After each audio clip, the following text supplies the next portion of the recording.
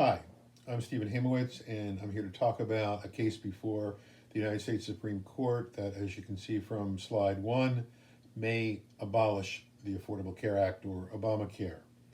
Uh, I'm going to describe the case and put it in context of the years of challenges that have been brought to the law, and also hopefully provide a little bit of context in terms of the relationship between law and healthcare and public health. I'm an attorney with experience in the areas of health and civil rights and disability law. However, this is the first time that I've ever posted a video to YouTube, so we'll see how that works.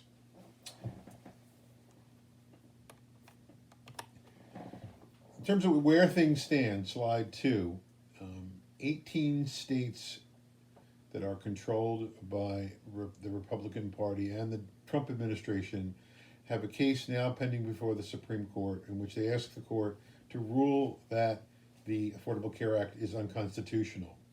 The specific issue is relatively technical, and that issue is that when the tax that enforced, quote unquote, the individual mandate was zeroed out, was eliminated, they argue that that made the mandate a naked command, which is unconstitutional and illegal and therefore invalid.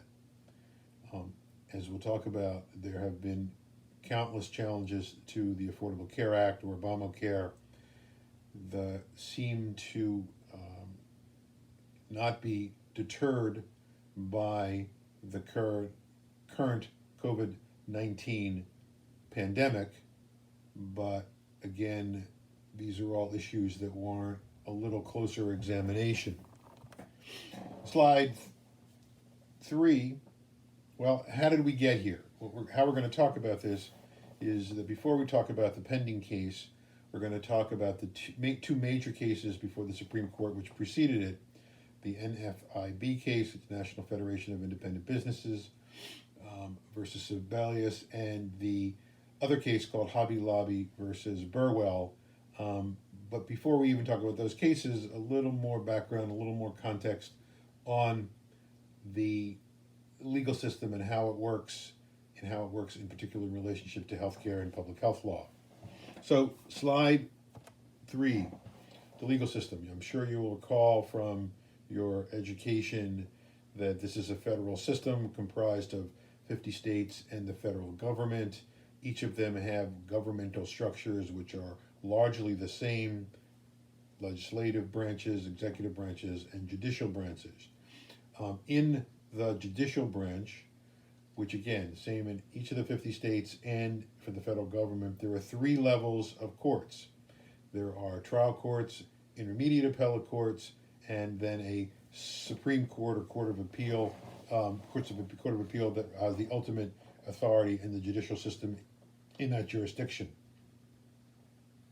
Trial courts, as you probably know, and trial courts which you may have been to at a local level, but let's assume for the purposes of argument, a trial court in Albany County Court. There are a set of rules about how the system operates. There are different players. There is a judge, there may or may not be a jury, there are rules of evidence, there's a court stenographer, everything is recorded, testimony is sworn, evidence is admitted by the rules of evidence which preclude some evidence for a variety of reasons, but basically are there, that is, the trial court is there to make factual determinations and then to apply the relevant law to those facts as proven by whatever the standard of proof is, proof beyond a reasonable doubt or preponderance of evidence, proven by the fact finder, which could be the judge, could be the jury. Then the judge renders a decision and enters an order.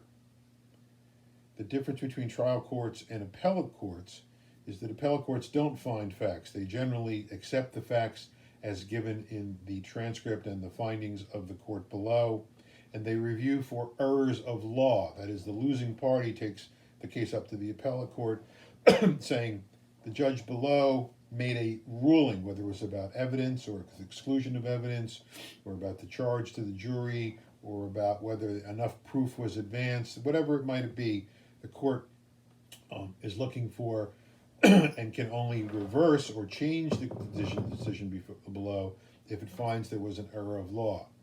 Which brings us to a difference between law and policy. Law is what courts determine and apply. Law, the judge and judges look at the words of the statute, or in some cases the Constitution. They look at what, if they can't decide specifically from the language that's been chosen and voted upon and passed, they look for the legislative intent. They are also guided by precedent, that is, the decisions that have been written, issued, published before, which address the same set of, or a similar set of factual issues. What law is most distinguishable from is policy. That is, courts don't make policy, courts implement the policy in the statute, or in some cases, the Constitution that they're applying. Policy is made by legislatures. Policy is made, presumably, by determinations about what the public interest requires, by a compromise between the different political forces, and perhaps sometimes, I don't know, I've heard that there could be the influence of money and lobbying.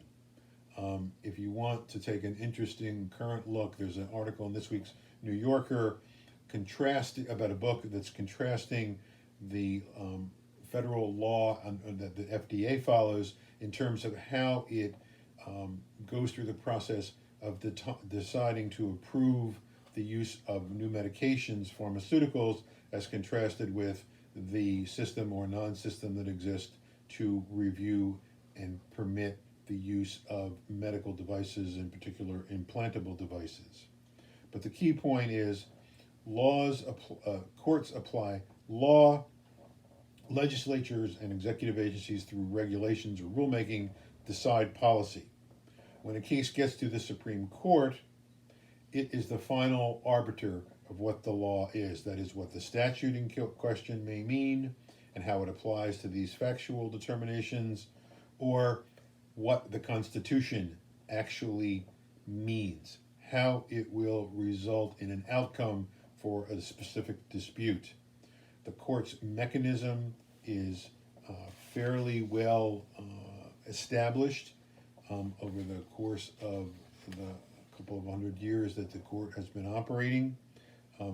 When a case is accepted, and again, the majority of cases that the court reviews are cases that it has the discretion to decide to accept or not accept. There are a couple of circumstances in which there's called an appeal by right, where the parties can ask the Supreme Court to review the matter, and they must, but most cases are decided by the court's exercise of its discretion.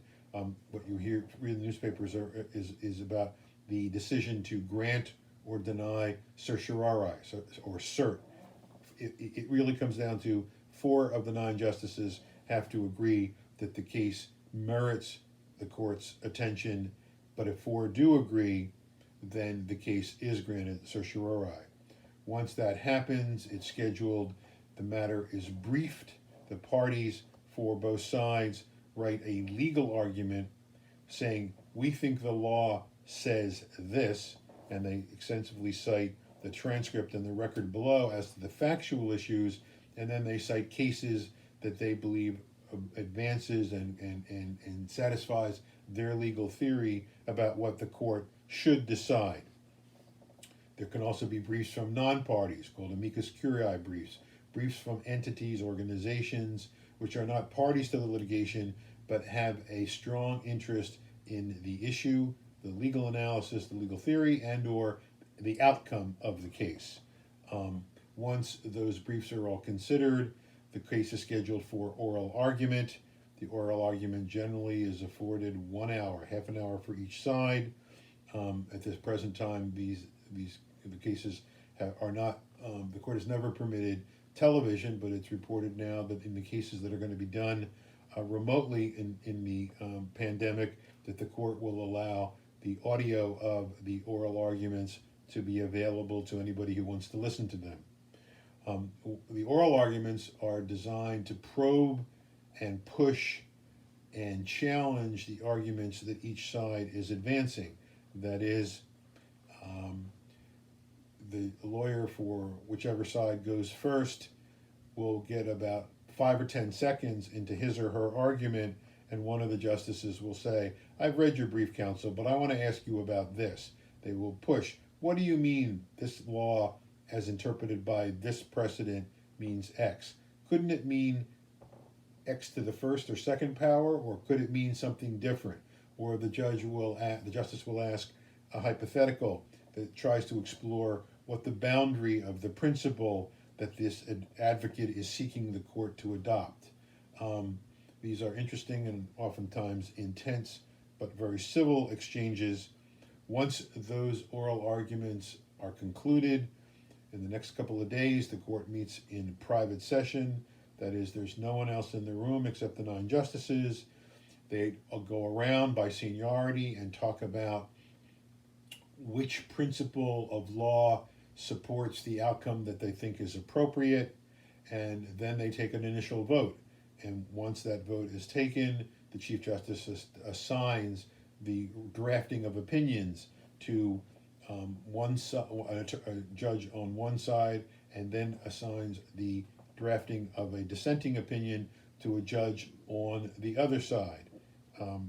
Those opinions are drafted and circulated amongst all 9 justices, and decisions get made, sometimes to switch votes, or decisions get made that's to whether or not a justice will agree with, if the opinion that they're supporting is in favor of one outcome, that justice can concur in the opinion that the justice has written, or can write his or her own separate concurring opinion saying, "I agree with the outcome, but I disagree with some or all of the reasoning."